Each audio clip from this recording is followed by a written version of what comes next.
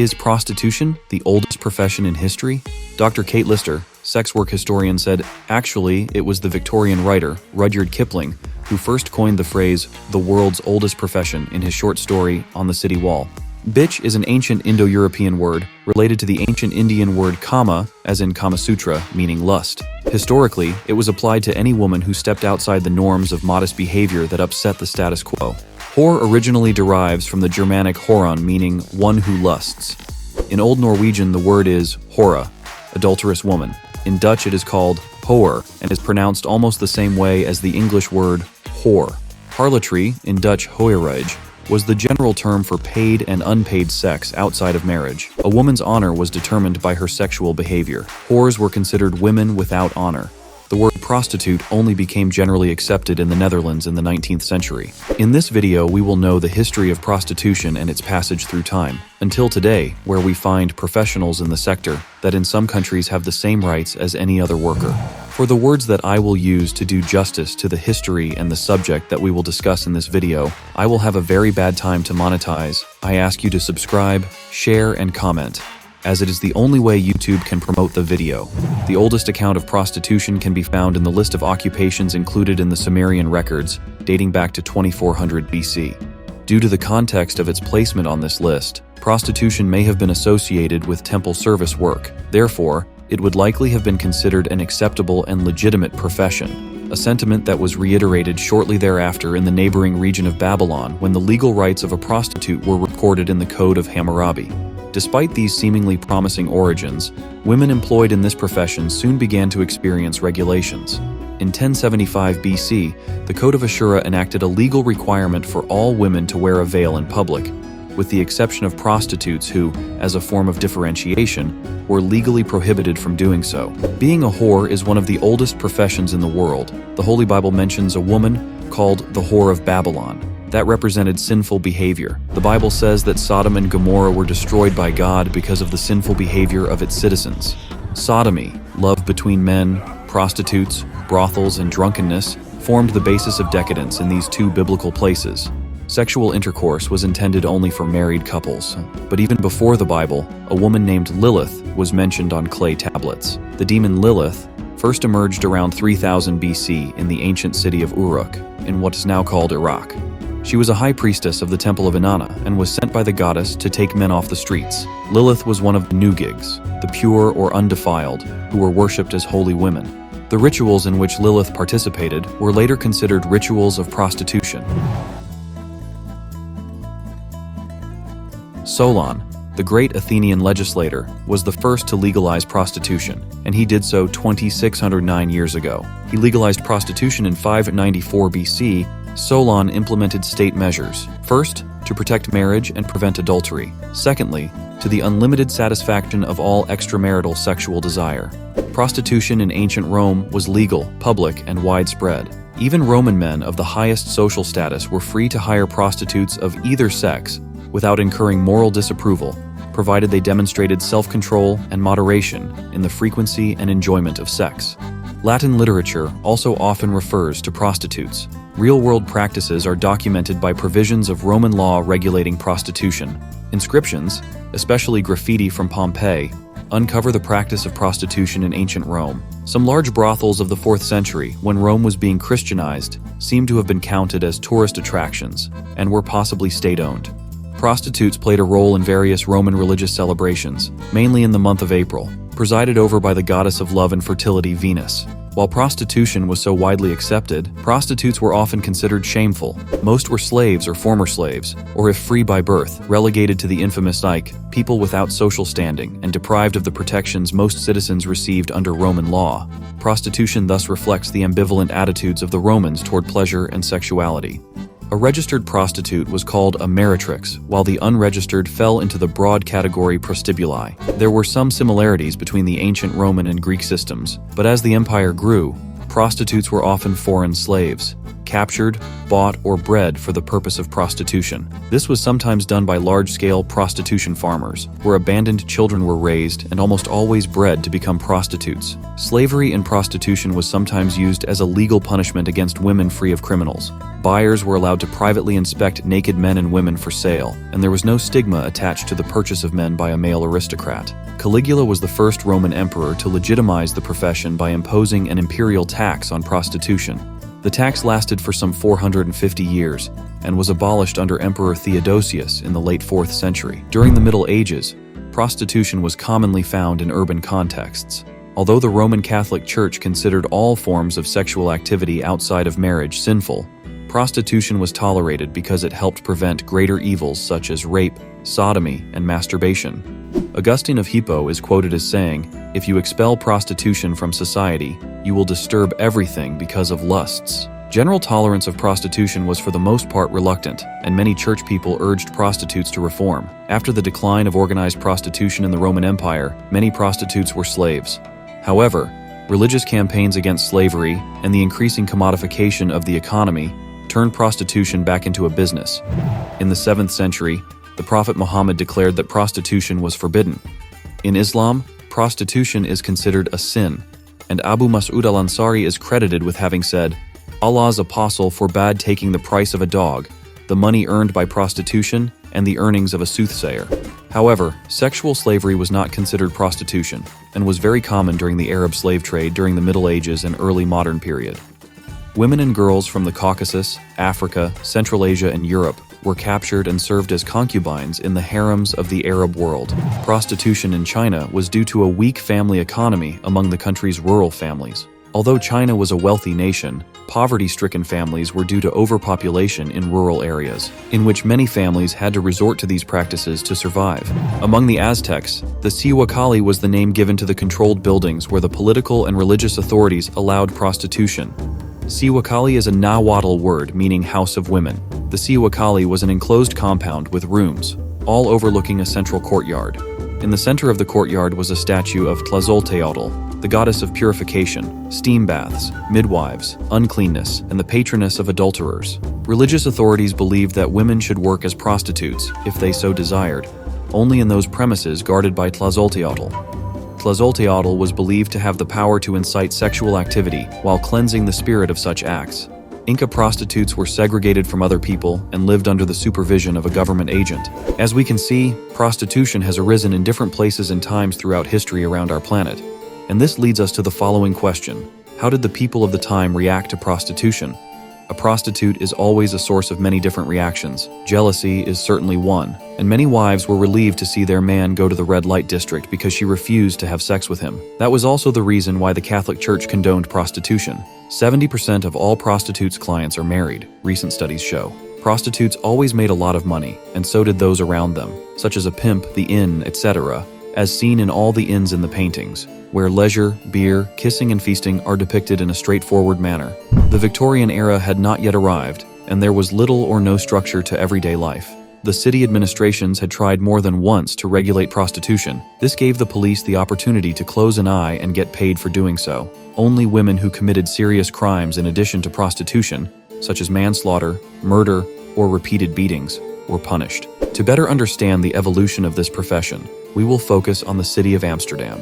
The justice of the city of Amsterdam made use of regulations, such as one from the year 1413, which established that a prostitute, exercising her trade outside the permitted place, and after having received 2 warnings, would be buried alive. In fact, several women have been buried in this way, as evidenced by the old books of justice of the city. A woman could also lose her ear if she slept with someone other than her spouse, or with a man in church or in the cemetery. This actually happened to a woman known as Neeltje Peters, who went back even though she was legally banned from Amsterdam and did bad things when she returned home. As punishment, she lost her ear on November 12, 1650. In the Burgundian era, which lasted from the year 1377 to the year 1477, Duke Philip of Burgundy reintroduced an old Roman tradition in his countries, which included the Netherlands at that time: stoves or baths. They were called stoves because they were heated. A stove was basically an inn. The current German word Stube bar, still refers to the heating aspect of such an inn, but Anthony of Burgundy went a step further by presenting the stove as a combined brothel and inn. And the upper class also liked the stove. Anthony was the son of Duke Philip the Good of Burgundy, known for his adultery and fornication. This watercolor depicts a man in courtly attire and a king looking through a window in the year 1470, observing debauchery at the baths. Naked men and women bathe and eat together, while two couples in the baths and a couple in an adjoining room kiss and caress each other. The prostitutes wear elaborate veils and bejeweled necklaces. The painter, the master of Anthony of Burgundy, chose to set the luxurious scene in a contemporary Flemish bathhouse or brothel. Brothels with adjacent public baths and public baths that also offered illicit prostitution were common in the late Middle Ages in France, the Netherlands, and Germany. Although prostitution was illegal in public baths, the owners often bypassed the law. Bathhouses' burdels gained a reputation for vice and debauchery. Gambling, theft, and drunkenness appeared as complaints in legal documents. The owner of a stove could be fined £3, stipulates city regulations. The gentry youths had an initiation ritual. They would take a freshman to a bonfire, where it was common for this young man, aged 16 or 17, to receive a gift, syphilis for life. And talking about prostitution and sex implies talking about venereal diseases, at a time when there was no cure and it would accompany you for the rest of your life. At a certain point, the connection between prostitutes and venereal diseases was discovered, and the city made policies to prevent or diminish them. Already in a municipal regulation of the year 1478, the rendezvous houses or meeting houses were mentioned. Places where women drank with men, to be merry and to do other things at their pleasure, as one source describes it. At the end of the 16th century, brothels were abolished in Amsterdam. However, prostitution increased. In 1668, the city of Amsterdam decided to install street lighting. By 1670, there were already 1,800 oil street lamps in the city. The aim of the new lighting was to increase safety in the city. An unexpected side effect was that it led to a boom in nightlife, and with it, prostitution. The growth of the so-called theaters coincided with the introduction of street lamps. In 1681, a pamphlet was published called Le Putanisme d'Amsterdam, which described the playhouse or music house, which had arrived as a new form of brothel. The building shows no windows of any kind and is only indicated by the lantern on the outside. A hallway leads to a large room where a man plays the spinet, old piano that sounds like a jingle, and where many people are gathered. High above the ceiling of this room hangs a huge copper chandelier, such as one sees in churches. Also, a man plays a violin. Young women wait until a man invites them to have a drink and sit together. They are beautifully dressed and their hair is beautifully combed. A chansonnier sings all kinds of songs and the women perform solo dances, of which the curat is the most popular. Playhouse was the name of a luxurious brothel. 4 girls dance in the middle of the room. Other girls talk and drink with the customers. In the background, a servant lets in new visitors. They must first inform the boss, who is behind a high desk on the left. In such theaters, an orchestra played music and visitors drank and played a lot. Since the 18th century, the Amsterdam City Council tolerated such luxury brothels. Over the centuries, administrators had tried to curb prostitution, but the City Council had never completely exterminated it. Prostitution was seen as a phenomenon of a large port city like Amsterdam. On Monday, November 7, 1887, the Association for the Struggle Against Prostitution met in a room in Warmoesstraat. Partly thanks to this movement, the national ban on brothels was introduced in 1911. On a regular basis, prostitutes were taken to the so-called spin house, a penitentiary for women. Convicted women, criminals, beggars, and prostitutes were punished, sat in a large room, and also had to spin and sew. Anyone who paid a nickel could watch them as if it were the zoo. The women were forced to knit and sew and were detained for a certain time. This painting depicts various regents, the directors of Dutch cities in the 17th and 18th centuries. Power was then in the hands of the regent families, who often gave family members powerful jobs. Spin House had 4 male regents and 2 female regents. In the background of the painting, one can glimpse the day-to-day affairs of this spin house. One of the women is beaten with a shoe. Apparently, physical punishment was considered an integral part of the women's re-education. Already in the 17th century, women were brought to Amsterdam, a booming city, from elsewhere, mainly from Flemish Brabant, the region just above Brussels. There was trafficking in women then, but many women in Amsterdam did their trade voluntarily and came from the city itself. A lot of money was easily made in this way.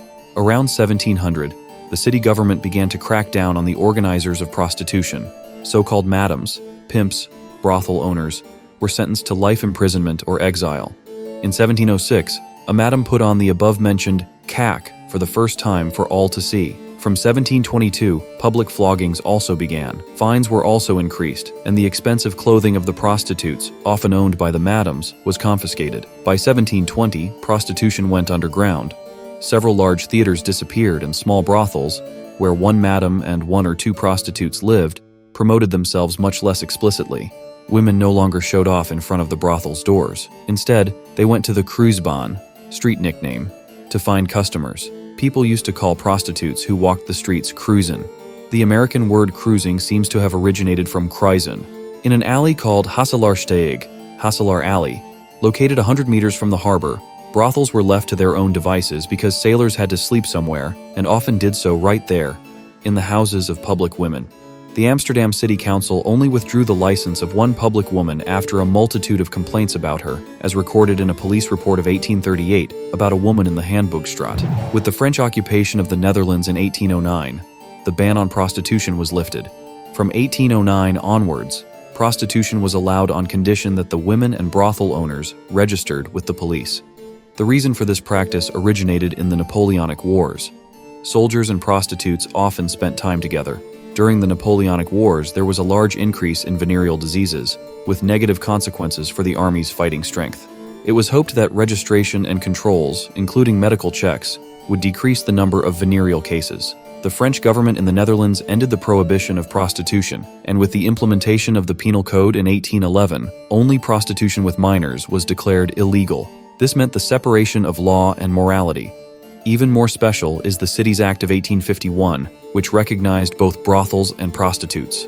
True, after the French left in 1813, prostitution remained legal. In many cities, especially garrisoned ones, prostitution was regulated. Amsterdam was an exception. Although prostitution was considered condemnable, local authorities would not interfere in the industry. Still, the city of Amsterdam provided medical checkups for prostitutes. In 1882, there were 68 legalized houses of prostitution, with 170 public women. Signs were posted in the brothels with this warning in 3 languages. In Holland, no prostitute may be kept in a toleration house, whether for debt or for whatever reason. Persons who have doubts may address these doubts to the police stations. Address follows. In 1854, the city of Amsterdam prohibited attracting the attention of one or more women in a brothel from anyone passing by, serving liquor, beer, or wine to a uniformed policeman, all of which, together or with or without receipt of complaints of irregularities, might lead to the closing of the brothel altogether. In England, movements for the abolition of the trade began in 1870, followed in Amsterdam by the Midsummer Night Association in 1888. The debate on prostitution was revived. Hundreds of books and pamphlets were written by advocates, fighting with statistics, defending public health, and opponents who considered the prostitute checks a license to visit brothels. Advocates of ending prostitution called themselves abolitionists. They chose this name because of its significance in the struggle against the abolition of slavery worldwide. They began protesting right in front of a brothel, only to result in jeers, first, insults, later, and fights and uprisings in the end, signifying that this attempt to deal with the world's oldest profession was doomed to fail. After so many centuries of tolerating brothels, criticism against tolerated prostitution eventually led to the Zedelijkheidswet, morality law of 1911. It became expressus verbis and officially prohibited by Amsterdam city law to accommodate acts of indecency in one's home or trade. Violation of this new city rule was punishable by closure by the fornication police, who came to the scene in all their pomp and circumstance. Brothels advertising openly on the streets and in the newspapers in a provocative manner did not do the prostitution business much good. The authorities reacted by making things more difficult. New laws were introduced. Repression became firmer. History of prostitution. The brothel Maison Weinthal was closed by the Amsterdam authorities on June 20th, 1902. Now, local brothel owners appealed to the courts, claiming that the city's local laws were in contradiction with national laws. Ultimately, the Supreme Court of the Netherlands held that the Amsterdam city law did not contravene any higher body of law, and the appeals were therefore dismissed. In 1904, the Liquor Act came into force. This was for women in bars who tried to get male visitors to drink beer, wine, and Genever, the Dutch version of gin. These women were called cheering girls, as they tried to encourage you to drink and pay the bill for both. They were also prostitutes. It was forbidden to have female staff in a bar without a specific license from the city, mentioning the woman and her address in question on a piece of paper. As a result of the 1916 Sanitary Convention drawn up in Brussels, to which all civilized nations adhered, sailors of all nationalities could have free treatment for genital diseases. Alexander Fleming's invention of a new drug, penicillin, made it possible to treat venereal diseases. A relief. The prostitution trade can be divided into certain categories: street prostitutes, house prostitutes, bar prostitutes, casual prostitutes, brothel prostitutes, and massage prostitutes. Rob Oudkirk, former Dutch politician and Amsterdam city councillor in the 1990s, was fired when, in a relaxed mood in a bar, he told journalists that he frequented prostitutes on an industrial estate in Amsterdam. Rob Oudkirk, at the time of publication in 2004, was an MP and was forced to resign and disappear from the national political theater. Today, prostitution is accepted, except by conservative and religious political parties. In 2007, the city of Amsterdam adopted a policy called 1012, the postal code for the red light district. It covers, among other things, the purchase of real estate from miscreants and the installation of regular stores on the real estate, such as a gaming cafe, fashion stores, chocolate shops, art galleries, etc. That policy has been successful, but because of this policy, the number of brothel windows is decreasing. This means less working space for prostitutes. On April 9th, there was a big protest in Amsterdam, where sex workers protested against the closing of brothels. In the 1970s and 1980s, the red light district was all about sex and drugs. Today, Amsterdam's red light district is a good place to be and hang out. In modern times, prostitutes have come to use the internet to find clients. A prostitute may use adult forums or create a website of her own with contact details, such as email addresses. Because the majority of prostitutes are women, prostitution is an important issue in feminist thought and activism. Some feminists argue that the act of selling sex need not be inherently exploitative, but that attempts to abolish prostitution and the attitudes that lead to such attempts lead to an abusive climate for sex workers that must be changed. In the new discourse, the redefinition of prostitution as sex work saw the development of the sex worker activism movement. There has been a long and wide-ranging debate about whether to extend tolerance of prostitution similar to that seen in the Netherlands and Germany. Do you think it would be good for sex workers in your country to have the same conditions as they have in cities like Amsterdam? Or do you think that this, one of the oldest trades in history, should be banned altogether? The turn now is for you. I hope to read you in the comments and see you in next week's video.